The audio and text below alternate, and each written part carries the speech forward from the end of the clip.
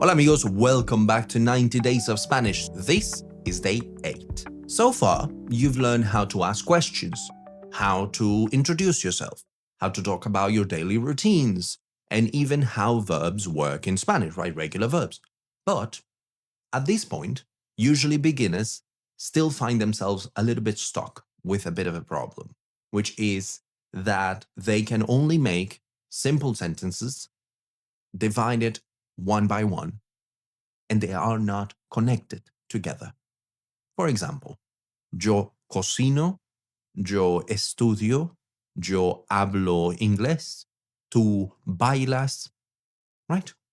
There's no connection between this. It almost sounds like a list of ideas rather than a conversation or potentially a full idea that you're trying to express, a story that you're trying to tell. So it's normal, of course, it's part of the process, but in this video, we're going to learn how to overcome that, how to improve beyond the next step. And for that, we need connectors, of course. We need connectors. When we learn how to connect one idea to the next one, it all sounds way more natural. It all sounds more fluent. And more importantly, it will build your confidence in your own ability to express yourself. So, what we're learning today is essentially structure. We're not adding necessarily that much more vocabulary. Today's video is not about, oh, learn these extra 20 words today. No, it's about learn these few words, connectors, which are going to then catapult your Spanish to a next level because you're now going to be able to give reasons, consequence, right? Why does this happen? This happens, and for that reason, these other thing happens.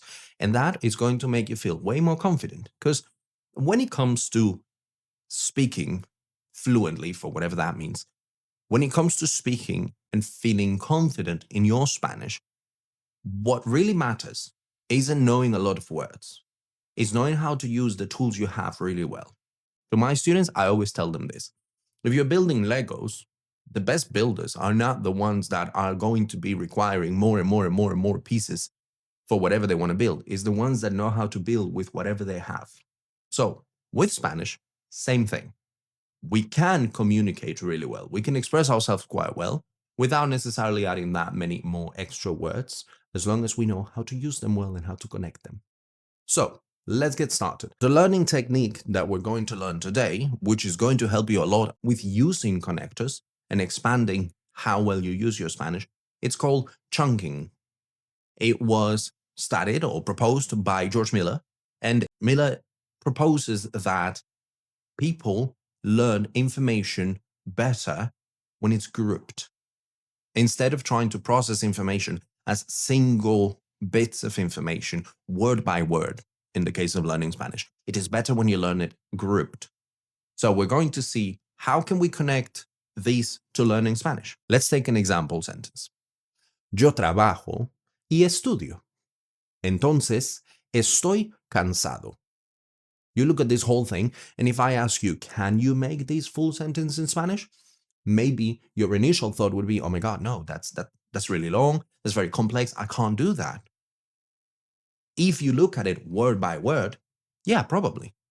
Probably it seems very complicated.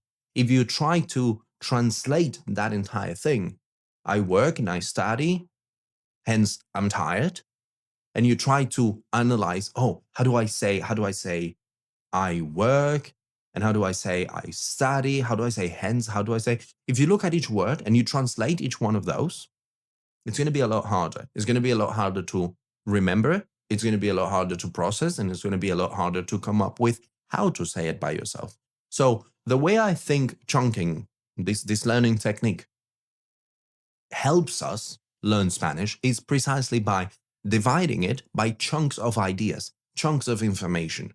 So each one of those is going to be its own. First, you ask yourself, oh, how do I say I work? Yo trabajo. Okay, cool. How do I say I study? Yo estudio. Okay, cool. And then how do I say I'm tired? Estoy cansado. Cool. Now you know that you know how to say each one of them. Then the other bit of information is, in this video, you're learning connectors as a topic. You're going to learn how to say and, so, because. Once you learn those, Then you can use them. Which one do I need to connect the first and the second idea? And which one do I need to connect the first and the second to the third idea? When someone is talking to you and you're trying to understand and you're like, okay, hold on, pause. Don't try to understand every single word they're telling me. Try to understand the chunks of ideas, the chunks of information they're giving me. And then also, when you are trying to construct your own sentences, try to divide what you're trying to say into chunks that you can process and then relate them to each other. There we have it.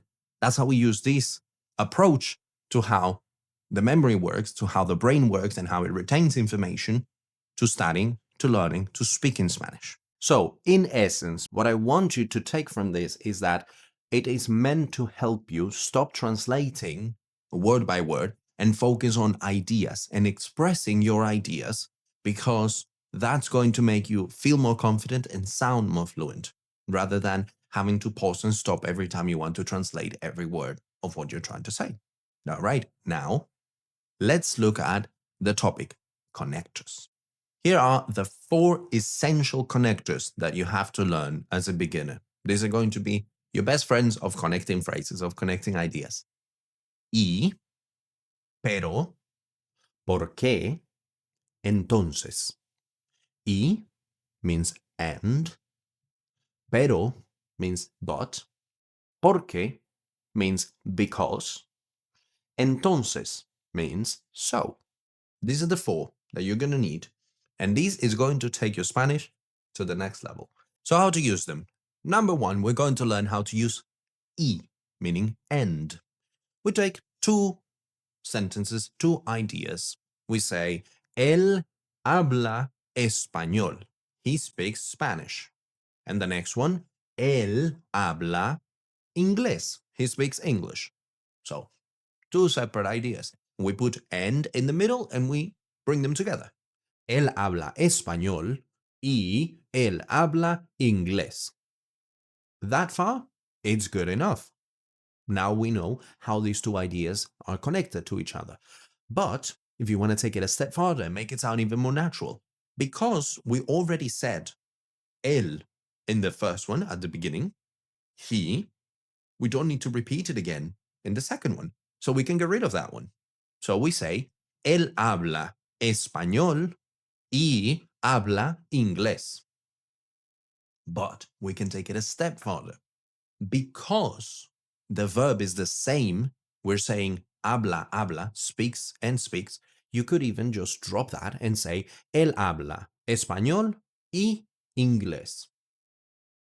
But in Spanish, and this is a very good moment to learn, when we connect 2 words with y, and the second one, the next one, also begins with the sound y, like inglés, then we don't like the way that sounds. So we don't like to say español y inglés. We change that for an y letter. So it would sound él habla español e inglés. Okay? And that's only because of the sound. So that one is if the verb is the same. What if the verb is not the same? Then we don't get rid of the second verb. We can keep the second verb. Let's see another example. Él baila. Él baila. He dances. Él cocina. He cooks. We put them together. Él baila y él cocina.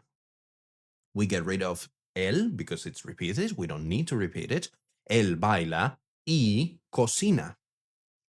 And now we don't need to get rid of the verb because these are 2 different verbs, right? So, él baila y cocina. He dances and cooks, right? It's very easy, obviously, because there is not really any difference with how we use it in English. But even though it's not like revolutionary what we're learning here, it's about remembering that you don't have to learn something revolutionary to say more complex things. Sometimes it's just about using simple little bits of information to group them together and say your ideas, say your thoughts without complicating things more than you need to, right? Let's see the next one. Pero, meaning but. And it's very important. Pronunciation tip here. Be very careful. because this one is spelled P-E-R-O with one single R, right? Pero.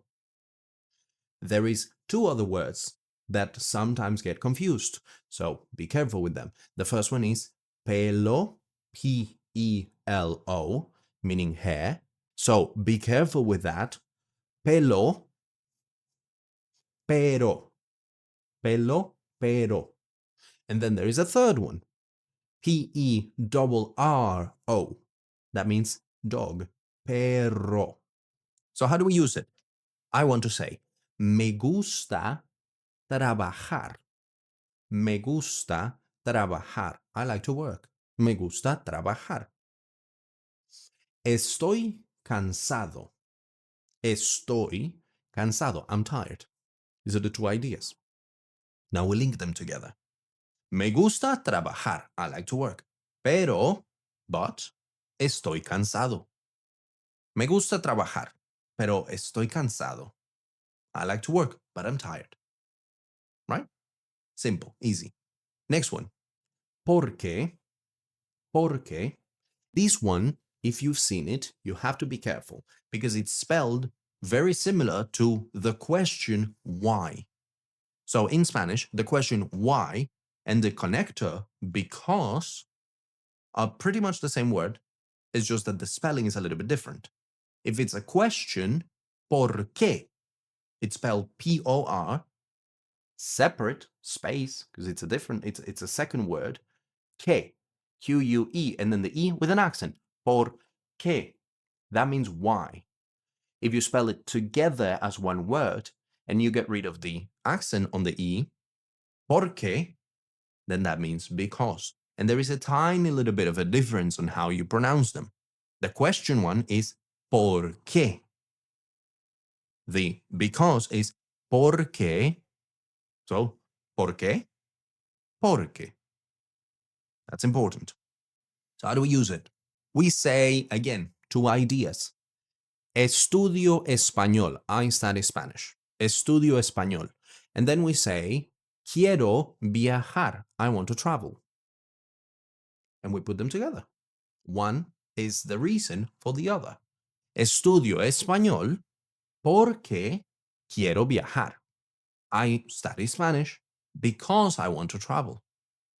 We can add even more information. You can say, estudio español todos los días. I study Spanish every day. Porque, because, quiero viajar. I want to travel a Argentina. I want to travel to Argentina. And now look at how big, long, and complex of a sentence you are able to make just by adding not new vocabulary, but just a connector that allows you to put two ideas together back to back. Estudio español todos los días porque quiero viajar a Argentina. How nice is that? How good is that? Right? So this is what connectors allow you to do, and this is what the learning technique of today allows you to do, separating ideas into little groups so that you can process them better, you can remember them more easily, and then you can use them because it's so much easier when you have things grouped into ideas and then just put them together. That's much easier than having to try to construct every sentence, translating it word by word as you go. That gets complicated. And that's how we end up making a lot of mistakes. And number 4, entonces, meaning so. This one it's quite important, it's quite useful. This one is to talk about cause and effect, right? Let's say we make two sentences. Once again, we say, estoy ocupado. I'm busy. Estoy ocupado. And another one, no tengo tiempo. No tengo tiempo. I don't have time. No tengo tiempo. Then you put them together. Estoy ocupado. Entonces, no tengo tiempo. I'm busy, so I don't have time. And it's important, again, that we look at them when we construct these sentences as groups. First, we make estoy ocupado. I'm busy. Easy. Then how do I say I don't have time? Well, we need to remember. How do I say I have something? The verb tener, to have. So you say tengo whatever thing. So in this case, time. tengo tiempo. And you remember that to negate a verb in Spanish, you just have to put the no in front of the verb. So tengo is the verb, so we put it in front. No tengo tiempo. And this is its own thing, and then the other one is its own thing, and we just connect them with entonces. There you go. Estoy ocupado, entonces no tengo tiempo. Simple as that, right? So that is how we take ideas, thoughts, short sentences, short phrases, and we start to turn them into a conversation. We start to turn them into stories, into things that have consequences, into things that have connections to each other. And that's how you sound more fluent, and that's how you feel more confident in your Spanish and in your ability to express way more things than just listing ideas. So what can you do to practice this lesson of today? I'm going to give you 3 phrases, 3 ideas, and I want you to go ahead and connect them and leave them in a comment. The first one, trabajo en una oficina. Trabajo en una oficina. I work at an office. Number 2, estudio español. Estudio español. I study Spanish. And number 3, quiero mejorar mi carrera. Quiero mejorar mi carrera. I want to improve my career. How would you connect those 3? Now, take the connectors that we've learned today. Of those 4, which 2 are best suited to connect these 3 ideas and form a full sentence and leave it in the comments down below, and I'll help you with any feedback over there. So as you can see, today's video has been mostly about a topic that doesn't really take that much or that long to understand. It's relatively easy, it's relatively simple, but it's about confidence. And that's on purpose. I picked a topic today that would not be too complex because I want you to know that you don't always have to be learning the most difficult thing in order to build up your confidence and communicate fluently, right? So that's what I want you to take away from today's video. If you have any questions, as always, let me know. Write the questions in the comments. And if you would like to study with me, remember, I do private lessons, so just go ahead and check the link down in the description so you can get in touch with me and we can do a private lesson. We can do a free trial and see how I can help you. Thank you very much for watching. That's it for day 8. Nos vemos la próxima.